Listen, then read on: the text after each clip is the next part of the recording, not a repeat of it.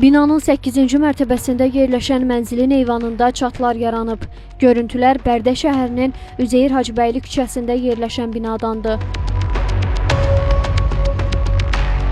Mənzil sahibi deyir ki, binanın dam örtüyünün su ötürücü novları dolub tutulduğu üçün su ötürmə qabiliyyəti demək olar ki, yox dərəcəsindədir. Buna görə də yağış suları binanın üst mərtəbəsində olan mənzilin eyvanına dolur. Çox pis vəziyyət, belə çartı belə aralanır, bu divdən aralanır. Mən qorxuram ki, çökə də bilər. Tək özüm üçün təhlükə yox, yəni bu bina üçün təhlükədir. Yəni uçuşsa orası balqona da ziyan, başqa evlərə də ziyandır, balqonlara. Turanə Seyidovanın sözlərinə görə hər dəfə yağış yağarkən su yaşadığı mənzilin eyvanına axır. Bunun qarşısı alınmasa balkon uça bilər. Bizim də problemimiz odur ki, yağan yağışlar bizim balkona tökülür.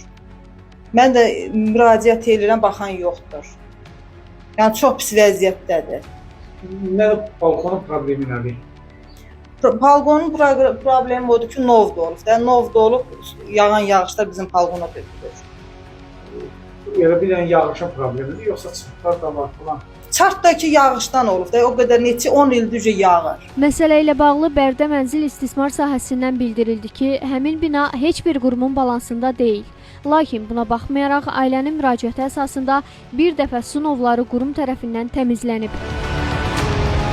Öyrəndik ki, bina 10 il əvvəl fərdi sahibkar tərəfindən inşa edilib. Həmin sahibkar Xəzər Xəbərə şifahi açıqlamasında bildirib ki, bina sərəncam əsasında bələdiyyənin balansında olan ərazidə tikilib.